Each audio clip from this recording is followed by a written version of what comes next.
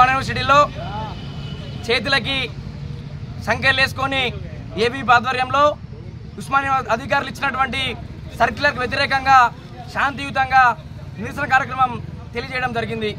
ఇక్కడ ఉన్నటువంటి కాంగ్రెస్ పార్టీ నాయకులు ఉస్మానియా యూనివర్సిటీలో గత 3 రోజుల నుంచి నిరసన కార్యక్రమాలు వెల్లువెత్తుతున్నా కనీసం ఈ యొక్క సర్క్యులర్ పైన మాట్లాడకపోవడంతో మా అందరికి కూడా అనుమానాలు వ్యక్తమవుతా ఉన్నాయి.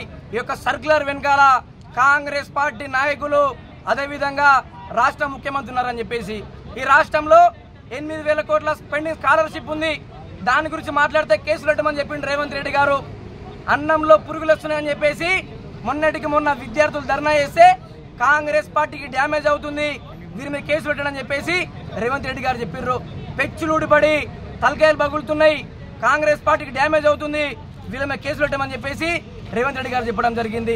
రేవంత్ రెడ్డి చెప్పినటువంటి స్క్రిప్ట్ని ఉస్మానియా యూనివర్సిటీలో అమలు చేస్తూ ఉన్నారు ఈరోజు వీసీ గారు. వందే మాతరం ఉద్యమంలో వందే మాతరం నినాదం ఇస్తే బ్రిటిషర్ ఎట్లయితే నిజాం ఎట్లయితే అరెస్ట్ చేసిర్రో, ఇప్పుడు ఏదైతే విద్యార్థులు తమ సమస్యల పట్ల నినాదాలు ఇస్తే అరెస్టులు కేసులు పెట్టమని చెప్పేసి వీసీ గారు ఉత్తర్వులు ఇవ్వడము దేనికి సంకేతము? మీరు మరో నిజాం నయా నిజాంలో తయారయ్యారు ఈ యొక్క ఉస్మానియా యూనివర్సిటీకి అని చెప్పేసి మేమందరం కూడా భావిస్తూ ఉన్నాం. విద్యార్థుల యొక్క గొంతు నొక్కే ప్రయత్నం చేస్తూ ఉన్నారు. ఓయూలో విద్యార్థులు ప్రజాస్వామ్యబద్ధంగా శాంతియుతంగా రాజ్యాంగం కల్పించినటువంటి హక్కులతోటి భావ ప్రకటన స్వేచ్ఛతోటి ఈరోజు ప్రశ్నిస్తూ ఉంటే భావ ప్రకటన స్వేచ్ఛని తుంగలో తొక్కి రాజ్యాంగానికి తూట్లు పడుస్తూ డాక్టర్ బిఆర్ అంబేద్కర్ గారిని అవమానపరుస్తూ ఈరోజు సర్క్యులర్ని ఇవ్వడం జరిగింది. ఇచ్చినటువంటి సర్క్యులర్ని వెంటనే వెనక్కి తీసుకోవాలి. లేని పక్షంలో ఏబీవీపీ ఆధ్వర్యంలో రాష్ట్ర వ్యాప్తంగా ఉద్యమాన్ని ఉధృతం చేసి కాంగ్రెస్ పార్టీని గద్దె దించుతామని చెప్పేసి మేము తెలియజేస్తూ, మొన్నటికి మొన్న హైదరాబాద్లో 144 సెక్షన్ పెట్టిర్రు.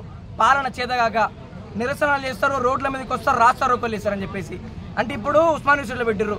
రేపు ఎల్లుండి రానున్న రోజుల్లో తెలంగాణ రాష్ట్ర వ్యాప్తంగా ఎమర్జెన్సీని విధించేటువంటి సంకేతాలు కూడా వస్తూ ఉన్నాయి.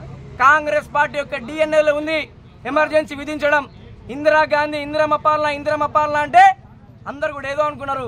ఇందిరమ్మ పాలన అంటే ఎమర్జెన్సీ పాలన, ఇందిరమ్మ పాలన అంటే నిర్బంధ పాలన, ఇందిరమ్మ పాలన అంటే అరాచక పాలన, ఇందిరమ్మ పాలన అంటే గొంతు నొక్కే పాలన, ఇందిరమ్మ పాలన అంటే ప్రశ్నించే గొంతుల్ని అణగదొక్కే పాలన.